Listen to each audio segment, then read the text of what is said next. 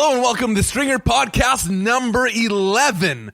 You know what that means. Get your Eggo waffles, your four best friends, a handful of Christmas lights, and prepare to fight the Demogorgon. That's right, Gareth Wheeler's on the podcast this week, and we definitely do talk Stranger Things Season 2. I'm sad that I finished it so quickly. Man, I love those guys. I just want some more. Gareth Wheeler at WheelerTSN on Twitter, Gareth.Wheeler on Instagram. But before we get to that, it's time for another edition of the Stringer Big Weekend. Last week I was in Hawaii. Right now I'm actually in Columbus, Ohio. But for all the people who regularly listen from Toronto, I'll give you 3 Toronto dates because I'm only here for 2 nights. And hey, I need to know what to do in the city this weekend. Friday night, the Gentleman's Expo is in the city, 225 Front Street West. It's the Metro Toronto Convention Center. It looks pretty sick. You got tech, you got music, you got style, you got cars, grooming, whiskey, all the things that any fine, upstanding gentleman would be interested in. Get your tickets at gentlemansexpo.com. And that's funny because when you look at it, it kind of looks like gentlemansexpo.com. And I'm a child, but we all knew that, didn't we? Saturday, you guys remember Adam Savage? Who can forget? He's one of the most enigmatic, is that the right word, enigmatic? He's one of the most exciting television personalities. He was on Mythbusters. He teams up with Michael Stevens on Saturday evening at 7:30 at the Sony Center for the Performing Arts to bring you Brain Candy Live. And listen to this description. It says it's like a 2-hour play date with Walt Disney, Willy Wonka, and Albert Einstein. As soon as I saw this, I raced to get tickets because, honestly, Adam Savage is a funny dude. And any chance you get to see him live, I would definitely suggest it. That's Saturday night. But Sunday, chill out a little bit. We've been running around so much. We've been all over the place. Sunday, just go to the Review Cinema. That's 400 Roncesvalles, the west end of the city. It's one of the oldest, Toronto's oldest cinemas still in operation. And they're showing Cloudy with a Chance of Meatballs because, you know what? Who doesn't like a good cartoon? I love them. I have such a collection of animated movies. Cloudy with a Chance of Meatballs is one of them. And on Sunday, 1:30 p.m., I'm going to check it out. It's at the Review Cinema. My kind of thing. But now, without any more waiting, actually, you know what? All jokes aside, we're going to get to Gareth Wheeler in a second, but there's very exciting news that we didn't get to on the podcast. Gareth has been battling cancer for as long as I've known him, and it's really picked up the last, about a year, and his treatment has gotten more intense. And he found out and announced on Twitter just about a week ago that he is no longer needing treatment, which is extremely exciting. And it makes me, I love the guy to death. He is such a positive force and positive energy in my life and in everyone's life. So we get into his health issues, but know that as hard as it must be for him to talk about, exciting, extremely exciting news just came down. So everyone be sure to give him, a digital hug on Twitter, as I said earlier, at WheelerTSN. But now, without any more waiting, I bring you episode 11 with Gareth Wheeler. But only one thing we got to get to first. You know what that is. Bring me my sax.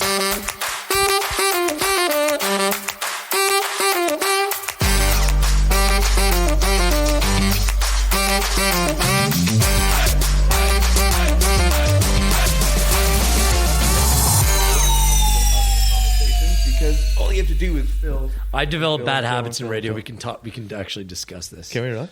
Yeah. I developed really bad habits. What's different? Okay, I'll start. Have we started? Yeah, we started. So this is the podcast? This is the podcast is just the talking part. But what makes this different? 3 different things that make this new for me. First, I've never done it in this room.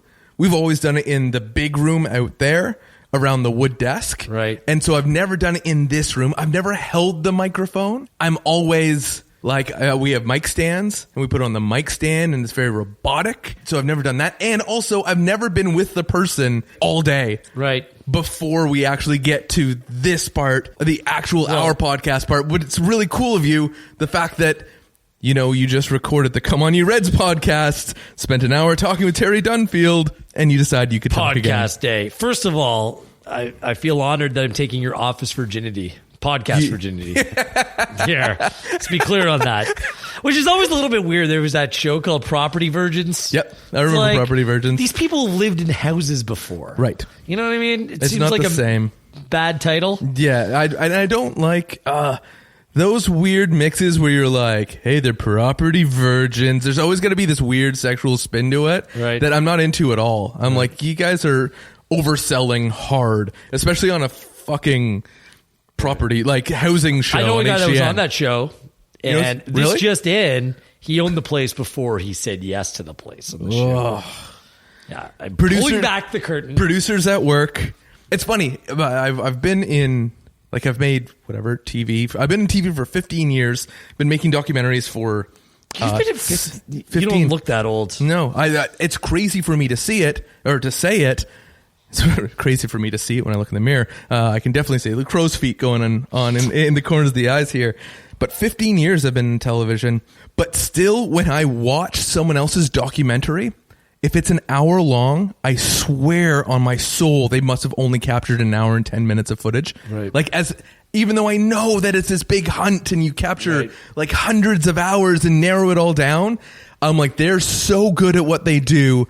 I bet you they only had 10 minutes of extra, and it's way more work than people understand.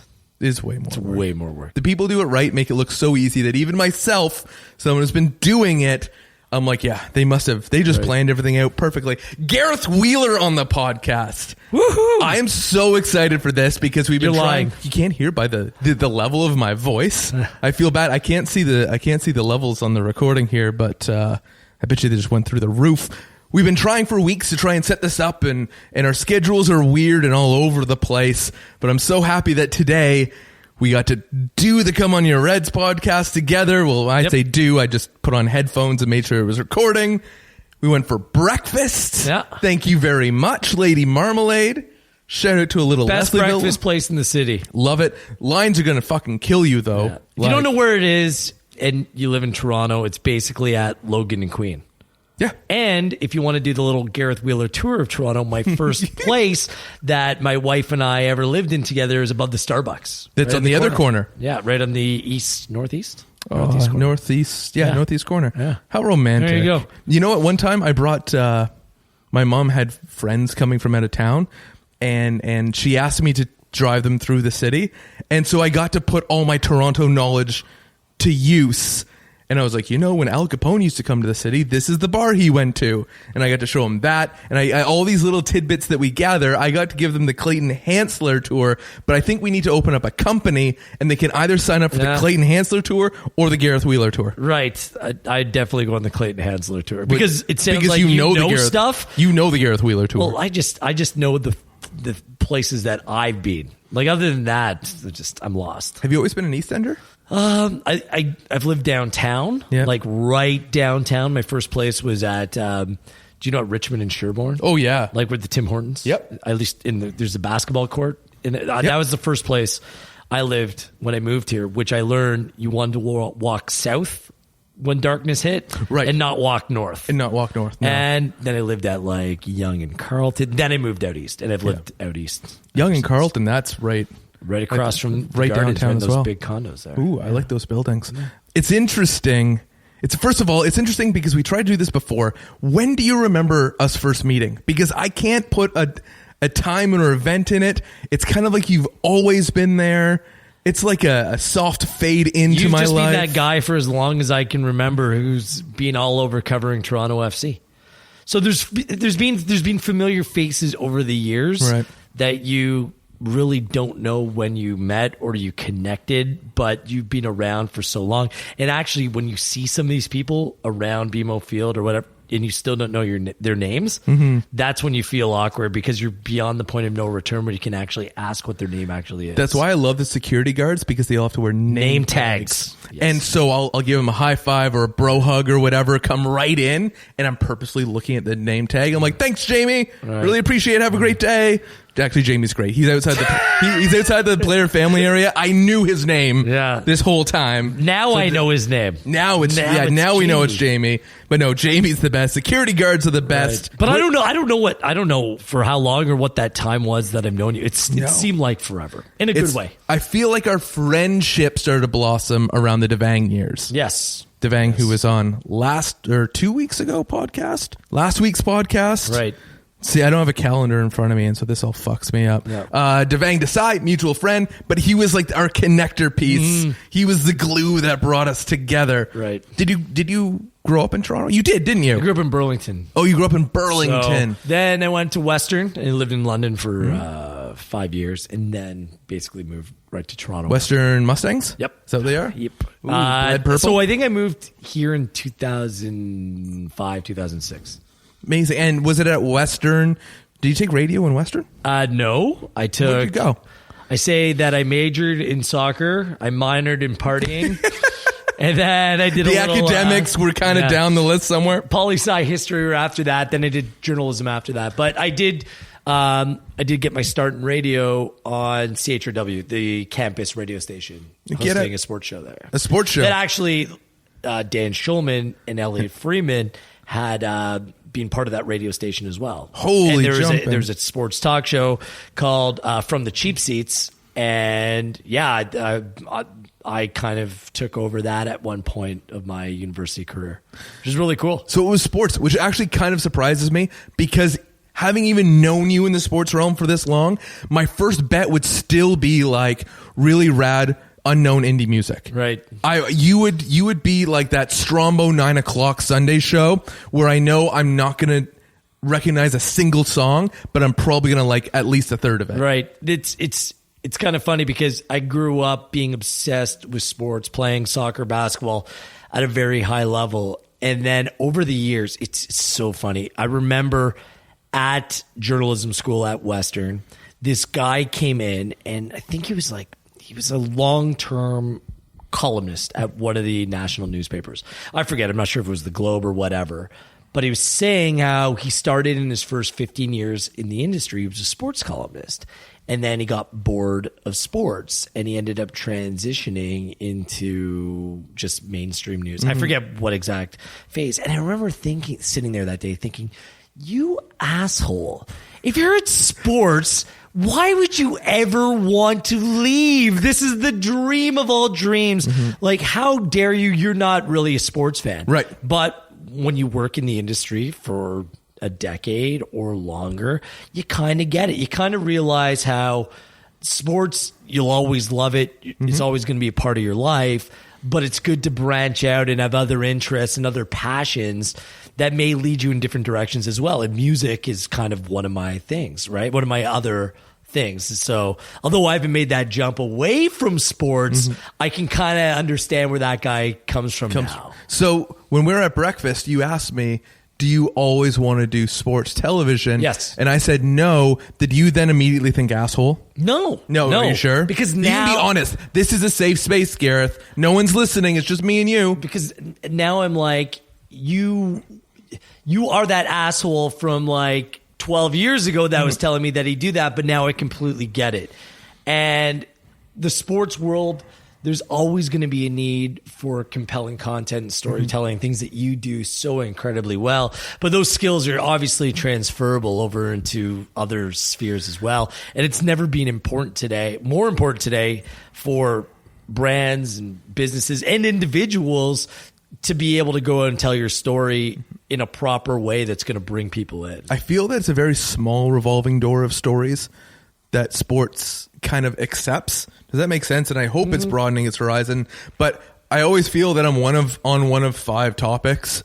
You know, it's either, the reclamation project or it's the... I'll say this, though. I don't know if it needs to go much further than that. And I'll tell you why. Because at the end of the day, there's certain things about sport that stand out more than anything else. It's competition. It's rooting for your team. It's sense of community, sense of belonging. And it's about just the entire mano a mano, me versus you or my team versus you, that is compelling to me, and I don't care at what level. Now there's all the whole TMZ aspect to it. There's massive reaches. It's about kind of selling an idea or a concept rather than letting the story, play out by itself more organically. So I think there's a balance that the sports world right now is trying to fit, because they're trying to check. Once you go out and try to check too many boxes, I think you kind of lose the true sports fan and what they're actually in it for. But that's why people start reaching out when we're in this storytelling, because you realize you're one of 5 topics or one of 6 topics where I now want to explore, different sides to my brain and my thought pattern and the different things that make up my life. And one of those, you said, it's important for brands and people to tell their story, but now more than ever, it's really important for like social awareness, for certain just movements to have their story told. Mm-hmm. I think more than ever, we're in a spot where we have to relate more than we have to compete, right? And we're talking outside of sports. Obviously, we're talking big picture. And I think that right now is what's more interesting to me. And you see it, I think, in every form of entertainment, whether it's comedy, trying to bridge certain gaps that maybe they would have stuck to these hard ideals before, or it's, drama, or it's mainstream television shows, or it's HBO shows. We're in this spot where telling these bigger stories about movement and people and culture and just overall togetherness has been, a huge drive for everyone in the entertainment industry. I totally get it. I will say this, something that makes comedy what it is today, and it was at a comedy club in New York City over Canadian Thanksgiving weekend. Which one did you go to? Comedy Cellar. Oh, attaboy. It's great. It's amazing. I've never been before. The lack of political correctness made it funny for me. Right. Making people squirm. You know what I mean? Like, that is one area where with everything else that's going on, you can kind of stay true to the craft of comedy and go places where other people won't. And that whole shock level in that, I mean, that's something else. For me, I worry about sport because now oftentimes a conversation is about everything but the game. And athletes have outside inspiration and purpose outside of the court, the rink, the field, or whatever. But at the same time, they're an athlete first and foremost, and they're out to compete. And I think a lot of people use sport, movies, comedy, television show, whatever, to kind of escape the reality of today. So I'm not one of those individuals that will ever say stick to sport. But what I would say to people that are producing content is be aware of who your audience is. And I think at the end of the day, in the sports world, you're watching it because you are a sports fan, not an activist, not anything else. Big time. And I'm not saying that they should. Agree. I'm not saying that they agree. should be like separate from one another. Nope. And whether it's player protest, whatever it is, there's a role for it. But at the end of the day, what you care is about what happens in 48 minutes, what happens in 90 minutes, what happens in 60 minutes. That's why you're watching. So do you want to comment? Are you comfortable commenting on the various forms of protest in the NFL over the last year? I'm fine with all of it. Yeah, me too. Honestly, I just don't like how people have kind of mixed what the message is and created a message of their own brand to suit their own needs. I just don't get how that benefits everyone. It's just we're in a situation here where everyone's trying to control their own agenda or their own story or their own narrative.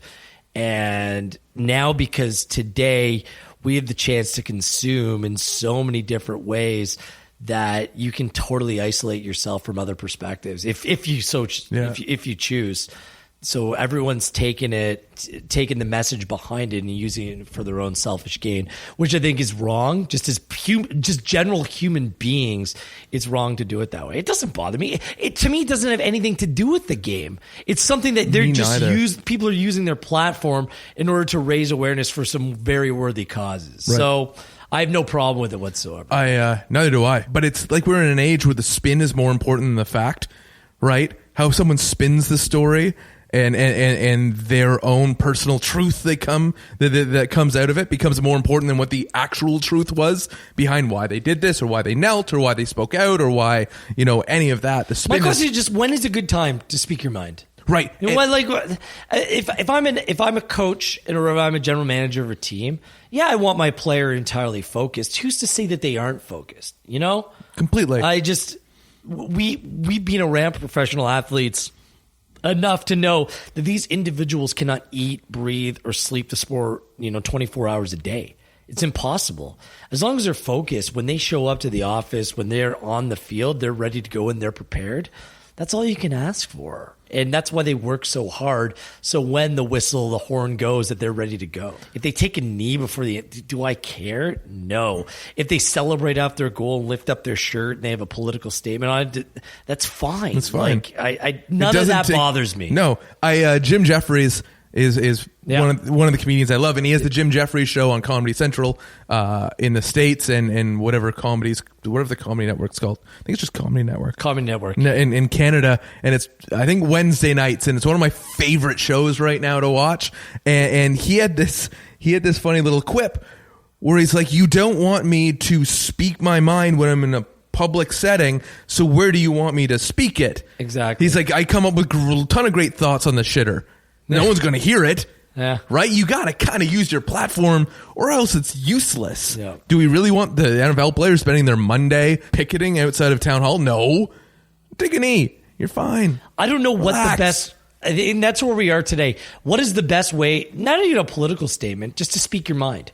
Because people are offended. Oh, you're just using 140 words on Twitter or Instagram. Like, Alexander Ovechkin just came out and he's supporting Vladimir Putin, and he does it on Instagram in Russian. Well, is that the right way? Should he come out after a game and say it? Should he make a Facebook post? Should he create a new account? Now there's I think that because everything has changed and continues to change so much, that the program hasn't been written on how to properly execute X, Y, and Z. We're figuring out as we go, and I'm okay with that. And I don't know what's the best. Like, you and I both have platforms in different ways. What's the best way to use it? Honestly, my number one rule of thumb all the time is know your audience. And that's what you said before. And just speak to your audience. Do I really use my platform for... Right. Actually, no, maybe I do. I don't know. But oddly enough, I think my Twitter account... on Twitter and Facebook, some people completely overshare every little thing about their life or how they feel about any issue or at any time of the day. It's overkill, man. Like, if I cared that much about how you felt about everything, I'd pick up the phone and call you.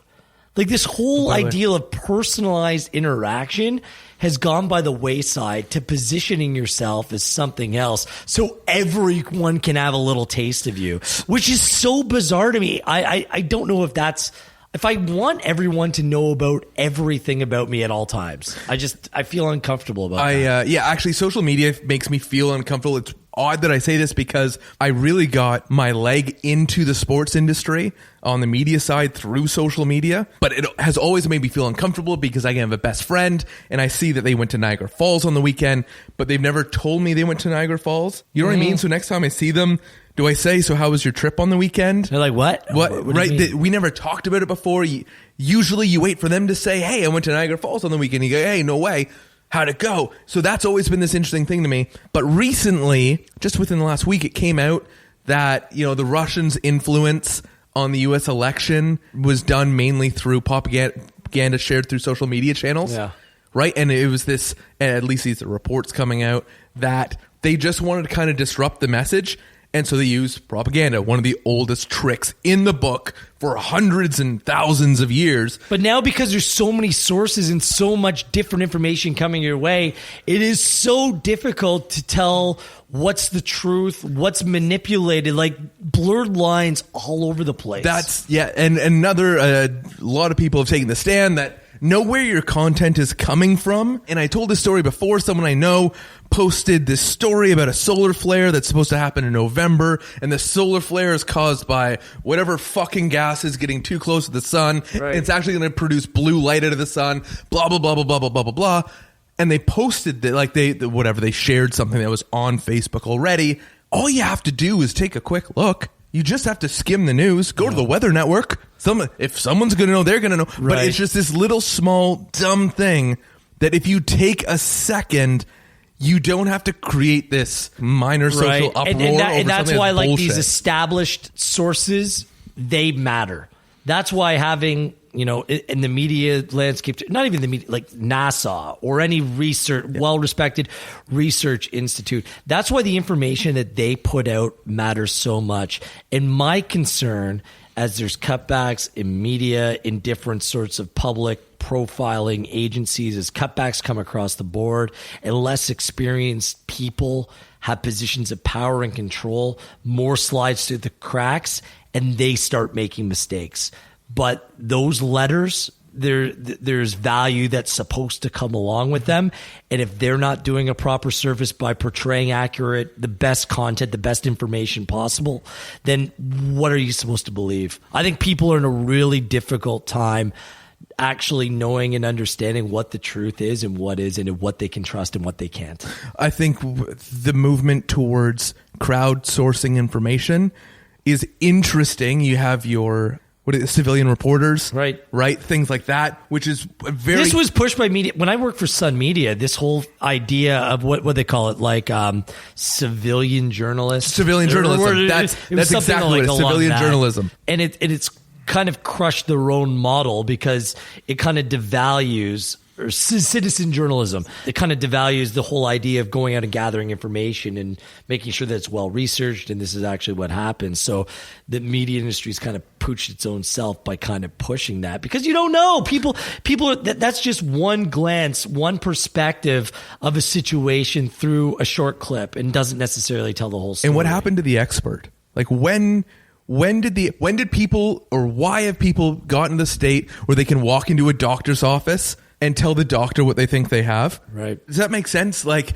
where we will take what an expert has, sure, but I think I can figure it out myself and know better. Well, I have personal experience with this. I'm going to take this to the side. I've been, if your listeners don't know, I've been on a 12-year battle with malignant melanoma, and I've learned a whole lot over that period of time. And there's been times where I've had not a conflictual relationship with my doctors, but a difficult one where I would partake in more integrative healthcare, naturopathic diet, different dietary supplement approaches that my traditional doctors and oncologists would kind of roll their eyes at and brush off as being unimportant or things that wouldn't work.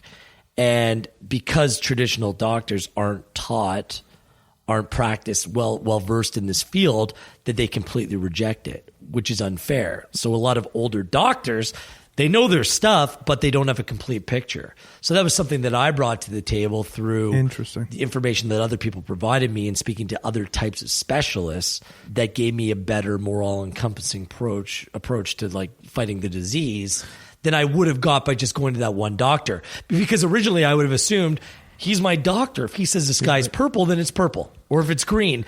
But now I know to question things because of this other alternative access to information. But you didn't question your diagnosis. No. Right? It's not like you went to him who read all the whatever and say, you know what? I'm pretty sure it's a flu or whatever it might be. That's true. Oversimplifying, right? That's true. But whether it's, okay, you're getting your sports rumor from TSN, Sportsnet, ESPN, CNN, or whether you're going to your doctor and, you might want to go see a naturopath, an alternative doctor, a homeopathic. Check multiple sources no matter what now. Because thinking that one individual has all the answers, it's not the way the world works. And generally, like the one thing that's being proven correct in human history is that we don't know everything. Science continues to evolve, to change based upon our knowledge. And so I never just trust one individual. You need to get a better picture of the entire landscape. But I guess that's what I'm trying to say. But every group you just mentioned, even someone a naturopath, they're an expert in their field. Right. We're not going to Bob in unit 112 down the hall and be like, yo, Bob, what do you think? Would you get on this kale salad thing? Bob might know someone, though. But Bob might know someone. Yes. Again, that's the difference between going to a civilian or citizen and finding the expert. Right. Again, no problem talking about it and creating a community and building, but it's a fucked up time. Basically, it's a fucked up time for everyone right now. Completely. Let's be honest. Like, I don't think there's been more difficult times to live during war, depression, all sorts of different times over the course of human history. Spanish flu. But now it's fucking confusing. And I think as people, we can only keep up with so much. We all have our jobs, personal lives, family, friends, interests, blah, blah, blah, blah, blah. We can't keep up with everything, dude. It's like a full-time job. And so everything just becomes completely muddled. And I think we're all kind of getting through our day in an absolute fog. We're kind of up to speed, kind of distracted, kind of on the ball. But in the end, we're just being. And I don't know how that's working out for any of us. Do you feel exhausted by it all? I feel fucking exhausted. What's hard is when there's not the true source of information. Like, it's not like I know I can go to X journal or whatever, and that's going to be the truth. Like, I hate researching or finding things online, period. This goes back to earlier in the conversation. I can't stand it because I find it exhausting that I have to look at everything skeptically. Everything that I come across, I have to look at, and I'm like, meh. And people are like, Clay, you're so jaded. Well, sorry? I know. My wife sometimes says, well, why can't you just sit back and enjoy? But I have I'm like you, I have a critical eye for so many things. We're in a time where the leader of the free world is blurring the line between fact and fiction on everything. I know. And this is the person that I'm privileged to live in Canada, and I have so much respect for, our political system and the political system of London and all of that, or of England.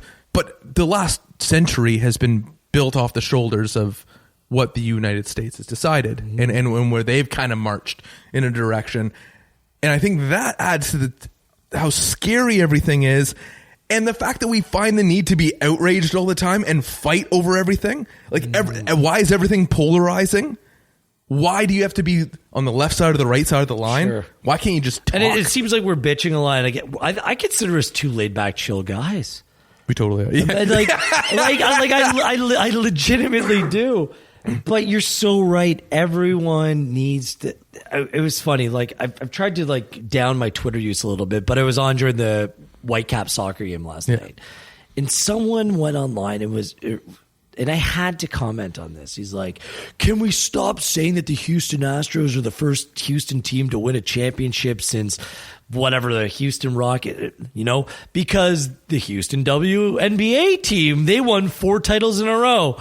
So I had to pop up. I'm like, well, I'm offended that you didn't mention the Houston Dynamo exactly. in 2006. And he was like, well, that team won 4, not 2.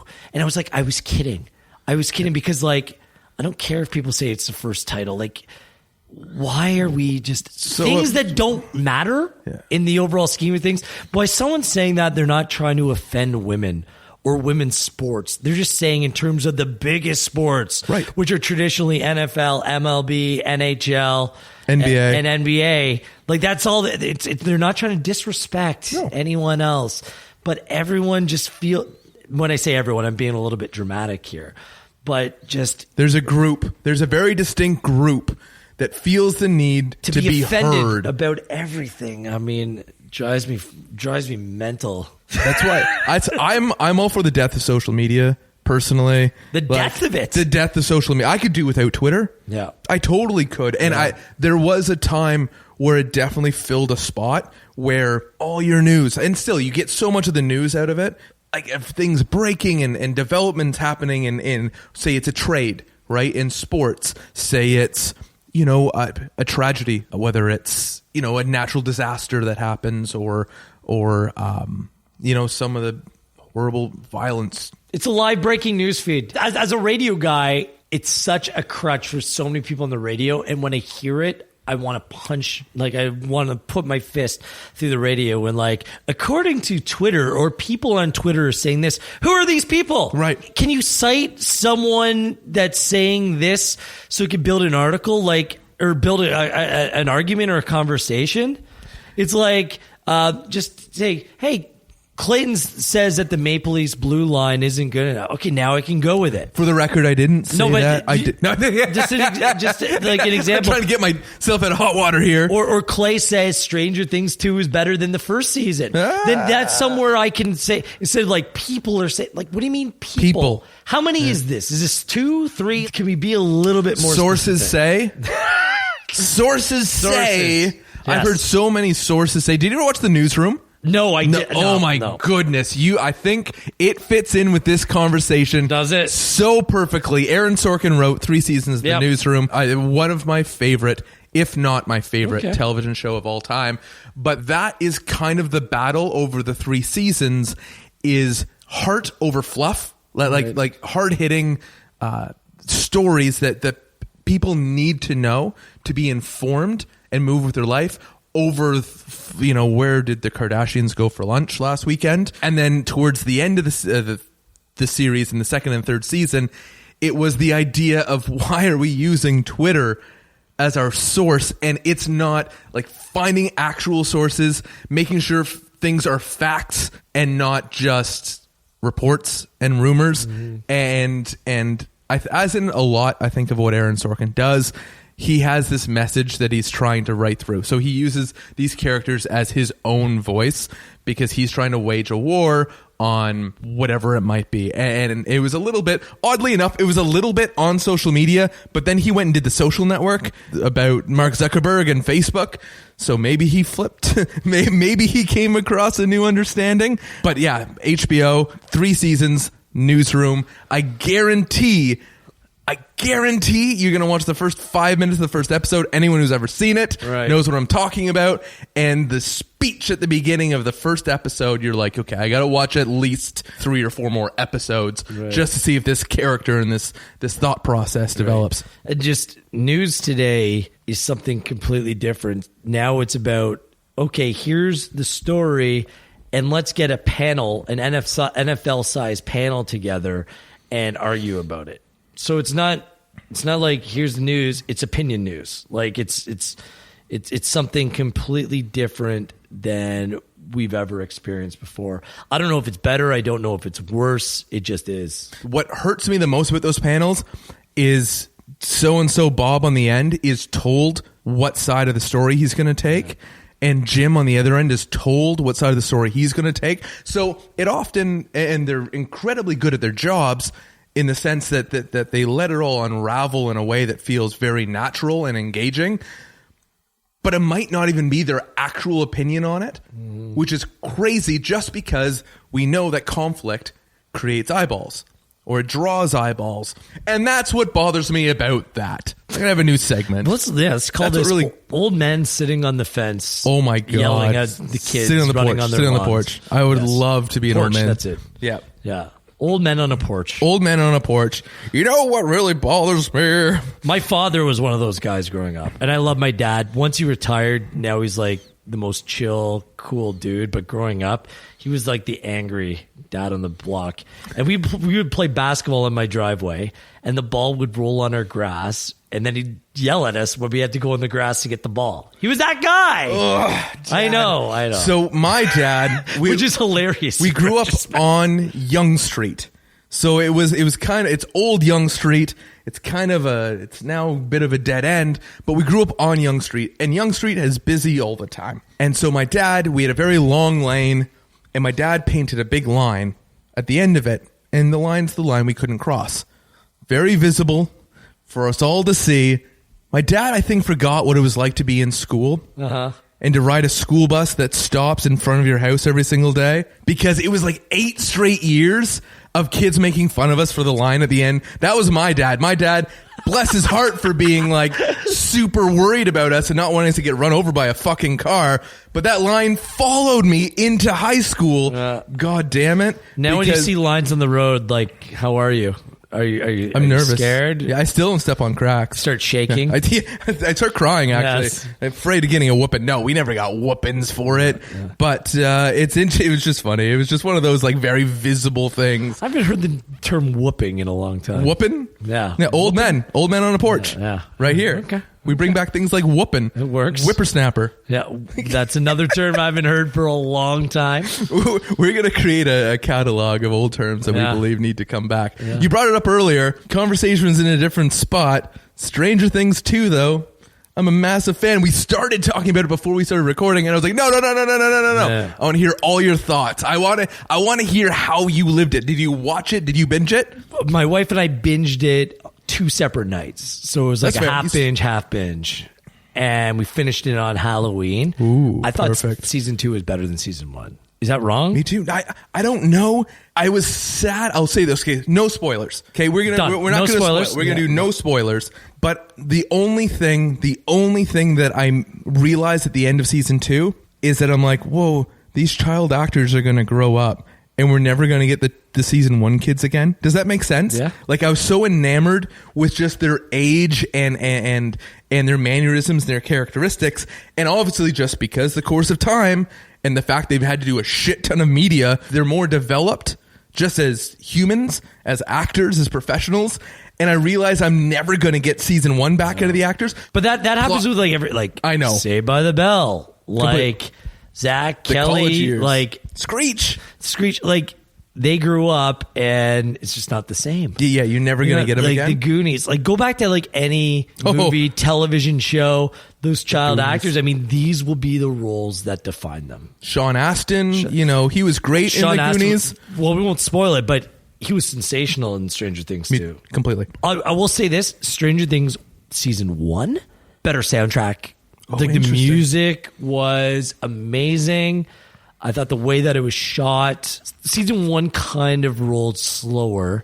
There was a couple episodes and a couple moments in season 2 where I was like, that wasn't completely necessary, but I think they balanced between moving the story forward and taking time to develop very well. Overall, it was just darker, which I liked.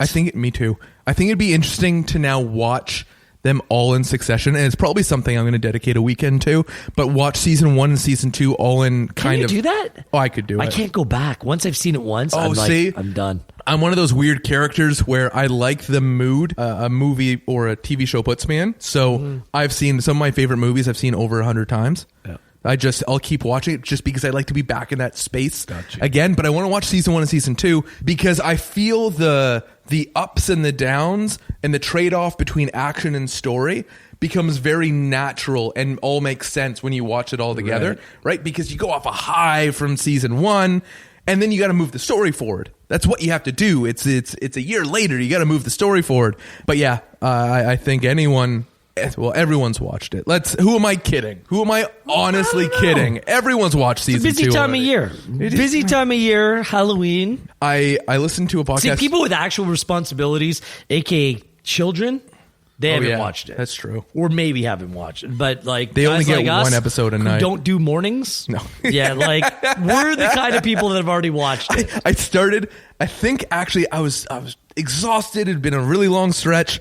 And I went home at like 8:30 at night and I jumped into bed. I'm like, that's it. I'm calling it an early night. I need to catch up on sleep. And that was the Friday night. The Stranger Things was released. And I was like, well, screw it. I could probably watch one episode. I just want to see where they're going with this. Right. And then that last. I'll also say this. There was a certain level of cheese involved. Like there were some cheesy parts, but the cheese works in that. Like in certain series, it doesn't work. You're like, oh, come on. But in this one, you kind of embraced it, right? Yeah. Like, I don't know. I thought it was really, really well done. Like, there's certain series which have stood out to me over the last little bit more than others. I love the Ozark. I still have to watch it. But I might be a little bit biased because I know some people didn't love it. Jason Bateman is my boy. Arrested Development is arguably the greatest comedy series of all time.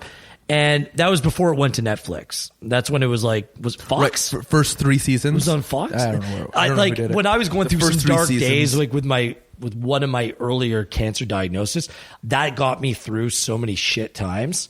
But Jason Bateman, I'm just a huge fan. I love the Ozark. I love the first season of Narcos. It was amazing. I'm struggling getting through the second season, to tell you the truth. But there's certain series now which just jump off the page. And Stranger Things is definitely one of them. Is it neat the way that storytelling kind of taken a turn towards television, where television. What was the last movie you watched? You're a movie guy? I'm a big time movie guy. So, okay, what's the last new movie I've watched, or movie period? New movie. I don't even know. I haven't seen it yet. I really want to see it. Haven't seen it yet. I can't tell you the last time I went to a movie theater. Isn't that weird? It is kind of weird. It's Netflix. I work for a company that provides cable, but I understand why people are cutting the cable. It's nuts. Yeah. Because one, all the best shows are on Netflix, and two, everything else I feel like I watch is on PVR, unless it's a live sporting event. That's the one exception to the rule. So when it comes to like tuning in, sitting down at 9 p.m. TGIF growing up on a Friday night with Family Matters, Full House, Step by Step.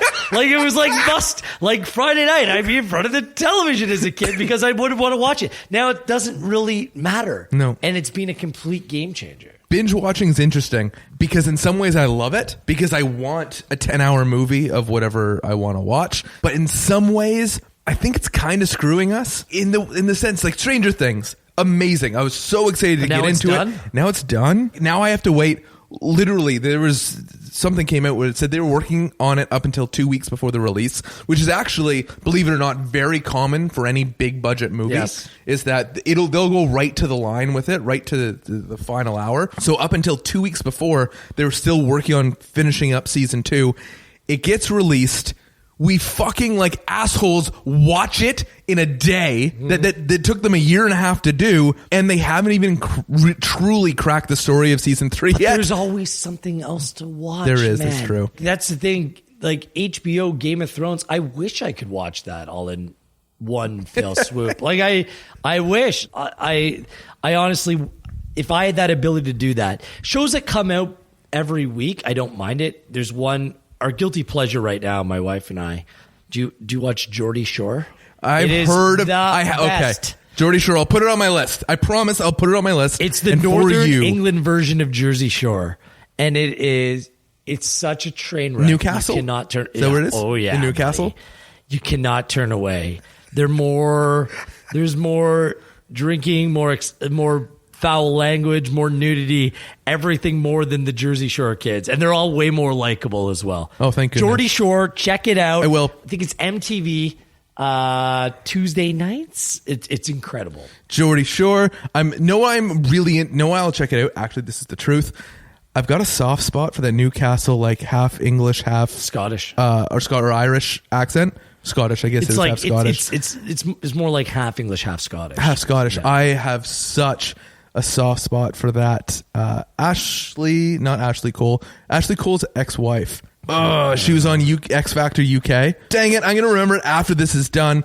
Savini was her, I believe, her maiden name. Anyway, she's from Newcastle. I watched X Factor UK just to hear her talk. Right. Like the Canadian women's national team, soccer, John Herdman, he's from Newcastle. Oh, is he really? And I asked him before if he watches Geordie Shore, and he wouldn't fully admit it, but I know that he does. He shot you the look. I know that he does. The thing that doesn't always translate over radio is the look someone shoots you. Yes. That says I know exactly what you're talking about. It is amazing. So there's something to be said about trash TV.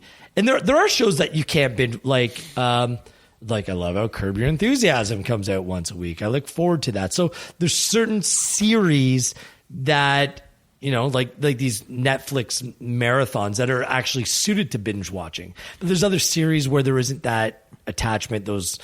One leads right into the other that you can just kind of pick up and watch it from wherever it ends up, and you're fine. Periodicals. Yes. Periodicals? Episodic. Episodes.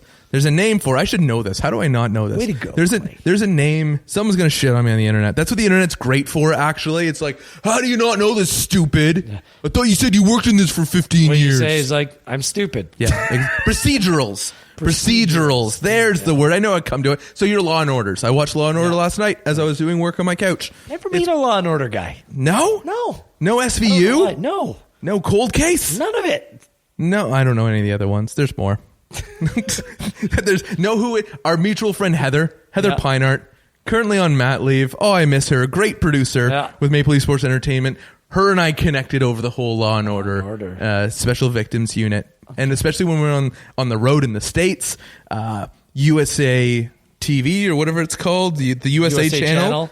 I'm pretty sure they could rename it the Law and Order, the Dick Wolf channel, because Law and Order any time of day is always on, and we text we've seen all the episodes, but we're still texting each other back and forth, on game day as we're just sitting in our hotel trying to buy the time. A&E and AMC, it is so predictable what they show. Those channels like old school movies, and it's like the same cycle of movies and the same Law and Order shows. There you go. I like the cycle of movies, though. So we're sitting in my office right now, and we look over, my television is leaned up against the couch. It's like sitting on the couch that I can't use because I haven't had someone through to put everything up yet, but it sits on those old AMC or whatever, and I'll watch Armageddon over and over again. And Jaws. I love Jaws. And Godfather. And then Rudy will come on.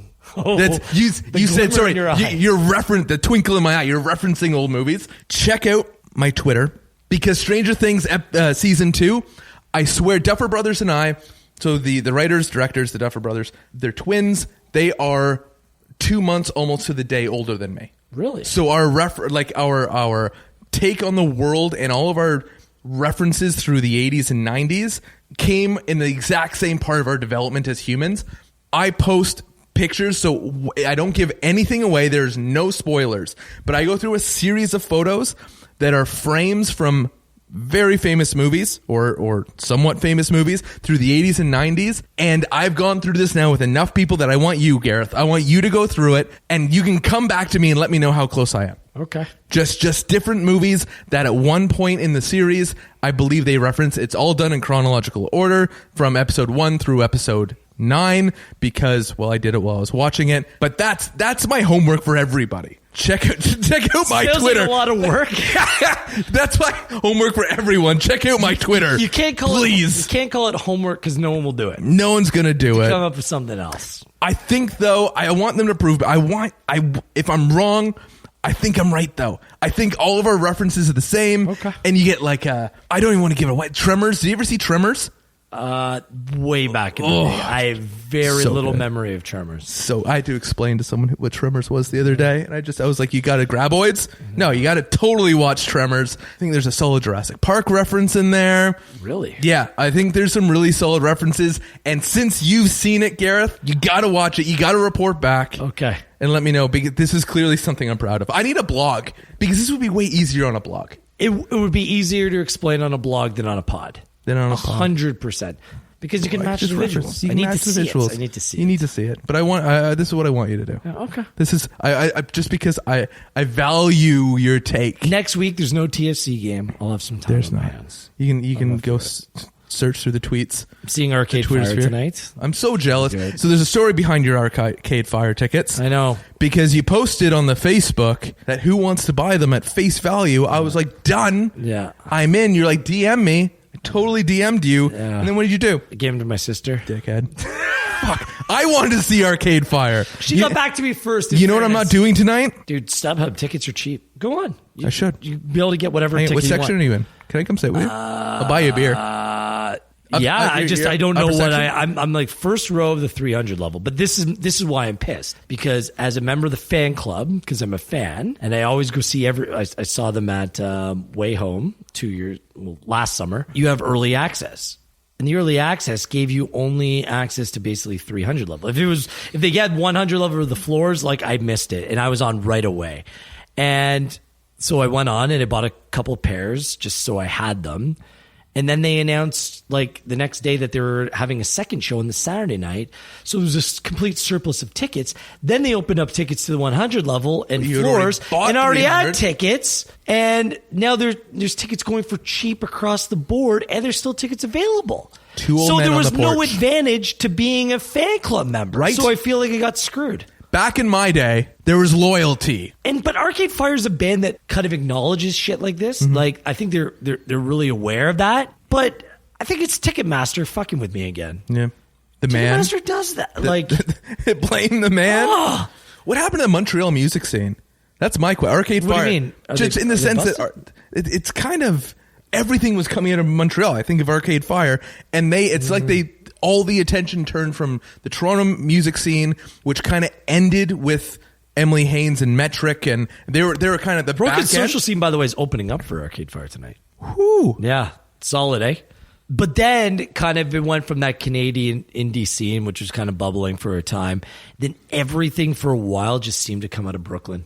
Everything good or cool. But it's cyclical, right? Like my favorite music was like the Manchester scene. Manchester mid-late 80s, like that early 90s. That's my favorite genre of music of all time.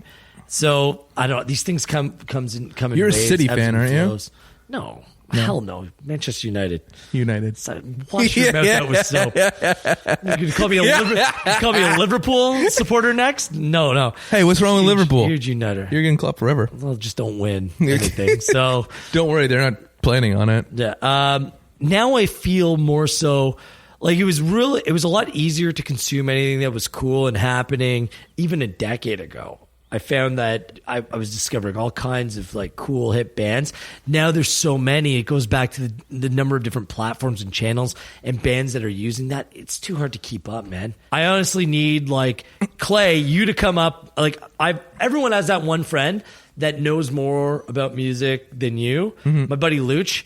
Luch is my gateway to like anything new that's happening. Like I can discover some things, but Luch is my pipeline. So I need more people to come to me and say, hey, check out this band. Because there's too much. There's too much going on. I've got a friend you need to meet. Do I? Got a Do new you? friend. I think you'd totally dig it. Okay. Made a new friend. Incredible producer.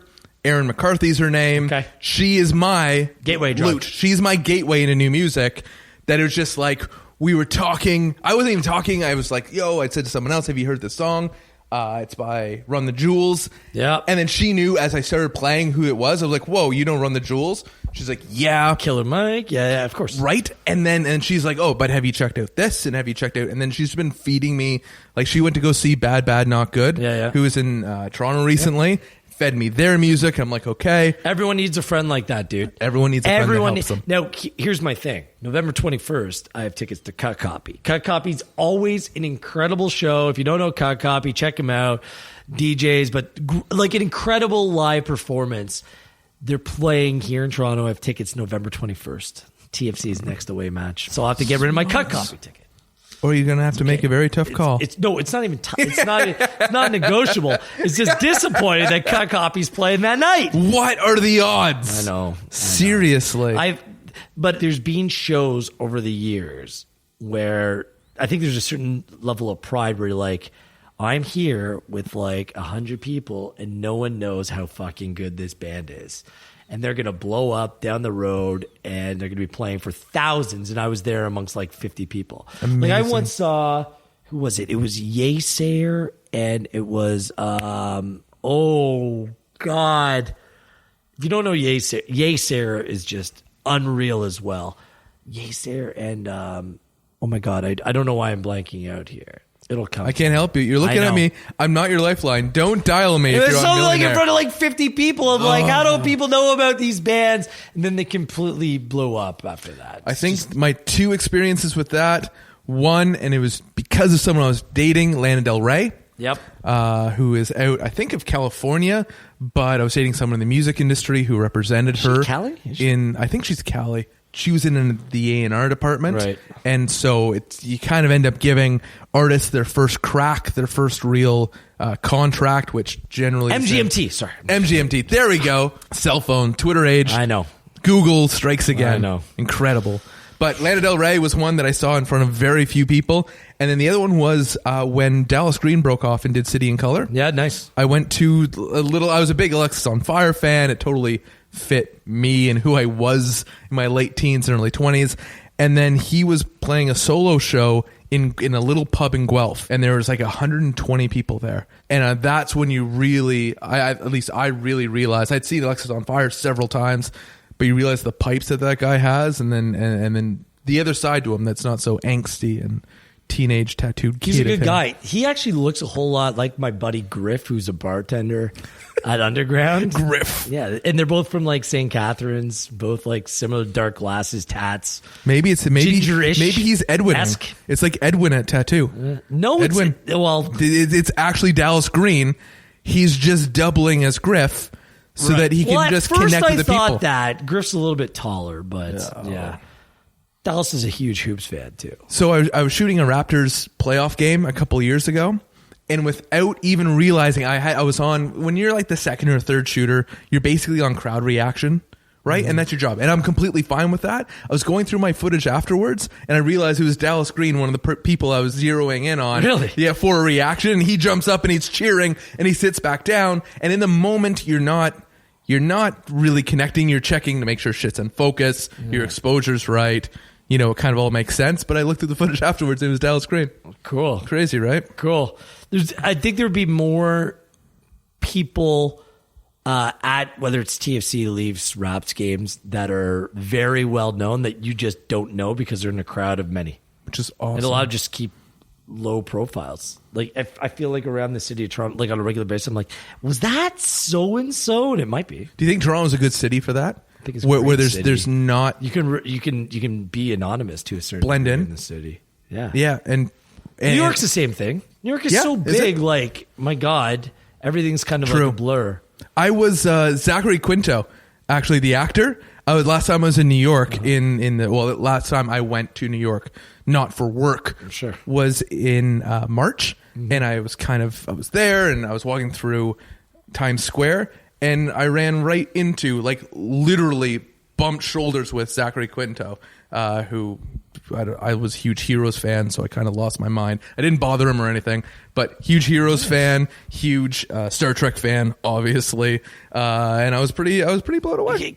I want to go back to Stranger Things really quickly. Please. I thought one of the reasons why, I don't know if it means I liked it. The one thing that I found cool is that the one family, their name's Wheeler, Nancy Wheeler and Michael Wheeler, and Gareth Wheeler. No, but like in movies, typically, has there been like any Hanslers? No.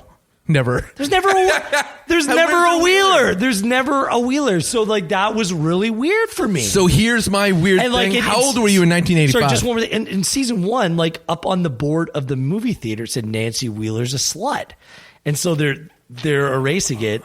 And they erased the name Nancy, so it just said Wheeler is a slut. And did all your friends then send it to you? I sent it to my whole family. So how old were you in 1985? 5. So you can't quite be Mike. No. You can't quite. Mike is probably like 9. Right. Damn. I thought they had nailed the story of Gareth, his friends, and his family. That's a weird looking kid, You have a sister. I do have a Mike has a sister. Yeah, that's true. It might be. Mike's a weird looking kid. Is that what you're saying? Mike is a weird looking dude, but he's a ladies' man. Him and 11, it's so hot right now. They're cute. I like that. What's your take on people naming their kids after numbers? Not a fan. Not a fan? I'm pretty... I don't like numbers. I don't like colors. I don't like fruit. I went to public school with a girl, and she was so proud to tell people that her name was 3 colors. Like her first name, middle name, and last name were all a color. Yeah. I was like, okay. That's pat her on the head and give her a biscuit. Good work. Congrats. She didn't even do anything. Yeah, really didn't have anything to do with her. But I think we're back to a point in the evolution of names where instead of all these new school names like Dakota or whatever, you know what I mean? Like people are going to go back to like the traditional names. It's all cyclical. I like that. I think everything's cyclical because we're just trying to do what our parents didn't do in everything. I think everything goes back to our parents, and it's like, our parents were too strict, so I'm going to be totally free with everything. And then you have another kid who grows up and like, my parents got drunk every night and they're shitty, and so I'm going to be really strict. And it's a pendulum that keeps swinging back and forth. Do you think that people, like, you should have a placeholder name that your parents give you, and then once you grow old enough, you should be allowed to change your name, and you can be whatever you want? I don't know, because I'm a Gareth, but I'm a Gareth not by choice. Yeah, I was given that name. I wonder how different my life would be if I wasn't Gareth. You have to keep Wheeler because it's the family name. Yes. People who I've met, I have a lot of friends who were born in other places. And because of, just language not barriers, but just differences in how it sounds in one language versus another, they came to Canada and were able to choose a new name. I want that opportunity. Would you change your name? No, I wouldn't. I always kind of... here's an embarrassing story. So I went through this phase where I wanted to be like Clayton Michael Knight Hansler. because I thought it sounded really cool, and I can't come up with my own cool name. I gotta steal David Hasselhoff's name from Knight Rider, but I wanted Clayton Michael Knight Hansler, but that was the closest I've ever gotten to wanting to change my name. Clayton Everett Hansler. I don't know. I have pretty original names, and I'm okay. I'm okay with it, and it's Old English as well. I appreciate my name more now than I used to, because as a kid, Gareth, it's not the easiest name. My middle name is Llewellyn. It's my mother's maiden name. Llewelli is Welsh. But when you told kids what your middle name was, people would be like, your middle name's Llewellyn? That's a girl's name. So like different as a kid growing up, but now I appreciate it. On my mother's side, they didn't have any boys, so they want to pass on the name. I think that's cool. But my wife and I don't have any children. But if we have that, I think there's a lot of pressure in naming your kid. There's names I like, but would it be best for that kid? I don't know. That's a lot of pressure, man. It's hard enough raising a kid, naming it too. So oddly enough, I picked, if I had a girl for, I don't know how, I think it was from a book or something. At 18, I was like, I know what I want to name my daughter. If I have a daughter, I know what I want to name her. I'm not giving it away because I've had someone steal the fucking name already. I'll tell you off microphone later. But oddly enough, it's totally not something. I think my dad wanted to name myself. If I was a girl, or I think if I was a girl, he wanted to name me after a stripper. I think her name was Morgan Meredith, I believe. Yeah. It's a good story. I was almost an Alexander. No, and then it was Clay. like... You're Clay. Thank you very much. It was a shotgun decision. They're like, no, he is now. It's like I come flying out of the womb and it's like, he's a Clayton. Yeah. And I guess it was a shotgun, but it was Alexander, name I think, for a long TBD, to be determined. And then you name it. By the way, can I give you a shout out? Not many people do this. After a team loses in a big game, generally people don't wear their gear, but you're wearing an LA Dodgers hat today. I wanted to show some love. I did. Was that calculated? Yeah, it was 100% calculated.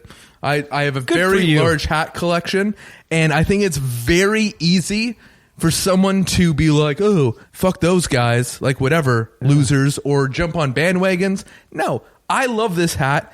I'm, out of the LA scene, I'm a Dodgers fan, right? I'm not going to say out of all of MLB, I'm a Jays fan first, right? But 100% support the Dodgers. Supported the Dodgers all year. They lose, I can still support the Dodgers. Manchester United lost to Huddersfield a couple weeks ago. I was geared up, the jersey, had a sweater on, and then after the game, my wife and I were going out just to walk the dog, and I took off my gear. I was like, I was so angry. I was so pissed off. So you're disenfranchised. Just for the time being, just for that day. And I was in a bad mood for about 90 minutes, about the exact same time as the game's played. Then I was done. Then it's funny. They say it takes you as much time to get over a relationship as you're in it, as the time you've been in it. Apparently, it takes you as much time to get over a game as you're in it. That's how I approached it. 90 minutes and 90 minutes. Then I was fine. But for 90 minutes, I was horrible. It's a horrible human being. Gareth. Yeah. I'm really worried about your parking right now. We've hit our hour. We've been flying. Well, last thing, we've covered the map. Like, we went from our opinions on news and how it's shared to how the public receives it and shares it again. Then we went into our favorite TV shows. We went into sports. I may or may not have gotten your favorite football team right or wrong. Well, now you know. Now you know. I do. Come on. How long have we known each other? But if there's parting words of wisdom, because I pride myself in bringing a lot of the friends that I have in the media industry on the podcast, that I think I look up to you. I've looked up to you 100%. 100% as a writer before we ever hit radio. But I want to be able to impart some knowledge on the youngins. If you have some parting words of wisdom, maybe something that just stuck with you that someone told you when you're in school still, or when you're in one of your first jobs that are never, ever pretty, what have you kind of taken back with you that you keep going back to? Wow. About the industry? Sure. Or just that helps you move on. Helps you put one foot in front of another. I think that... and you have perspective on life that I don't feel I have. Well, no. I think it's just different. I think just all of us, just based upon our experiences, come at things a different way. I think that the one thing that where I'm at now, just because of all the health problems and continue to undergo cancer treatment, which is it's emotionally, it's physically, it's mentally exhausting. And when it comes to work in this industry, I just try to approach things where I'm not sweating things that I can't control, whether it's like health or decisions that are made around me. You try to control, you try to position yourself, whether it's to be as healthy as you can, whether it's to be in a spot to take advantage of any situation. But there's always going to be a certain number of things that you can't control. But that shouldn't, dissuade anyone or be a detriment. You should use that to your advantage in order to continue to press on and inspire you to do better, to do more, to do different. And I think that as long as you keep that in mind as you go forward, you'll inevitably find success. So no matter what it is, I have a really hard time standing still, no matter what, especially when it pertains to my health. So I like to just keep on moving and keep on finding different ways to motivate myself. It's very easy to be frustrated in anything that you do, but as long as you can kind of find, and I know it sounds like altruistic and whatever, but find like the silver lining, find things that you're passionate about, and find things that you believe that you're doing the right thing in order to progress, then I think that you'll end up finding success no matter what you do. And what I've always loved about you, and I learned, I think it must have been a couple years into having known you, what you've battled and what you've gone through health-wise, but I love your approach when you're around me, when you're around our colleagues, when you're around other friends. You are always incredibly positive, regardless. I hope so, because sometimes I don't feel like it. Dude, you are, when you walk in, you bring energy to the room with you, and you bring me up. And that's what I said, like, in the ways that I look up to you, 100%, it's the ability to approach everything, like, just with positivity and energy and the ability to lift everyone up around you. It's incredible. I love it, and I want to give you props for it because I love that about you. You're a great friend, and it blows me away because I can't keep my energy up about most things. Yeah, I have a long day, and my energy goes to the shitter. It's reassuring hearing that, because I think we're very similar this way. Is that you're a perfectionist in what you do. You hold yourself to an extremely high standard. And the frustrating thing throughout a lot of this is I feel like I always have more to give, and I feel like I'm not doing the best to my ability, but there's things that I can't control. So I try not to worry about it, but I do. And because I want to make sure that no matter what I do, I'm doing justice to those who believe in me, people that consume the content and whatever. So the one thing that I can guarantee anyone that I'm going to bring is 100% passion. It's not fake. It's from a real place. And as long as people understand that what I'm doing is coming from a place of authenticity, then I think there's a realness and a relatability about it that no matter if I'm having a shit day, I'm stumbling over my word or whatever, that will shine through, that I give a shit more so than anything else. And I think that at the end of the day, that's kind of what people relate to and care about the most. I think that's what brings them in. Like, we can't identify it, but we just see it and we feel it when we see it, right? You get hooked into that person. So many times I'd be like, oh, I wish I said that this way, or I wish I talked about this instead of that. But at the end of the day, if I can say, you know what, I sold the shit out of it because it cared, because it mattered, then I can kind of move on and sleep well at night.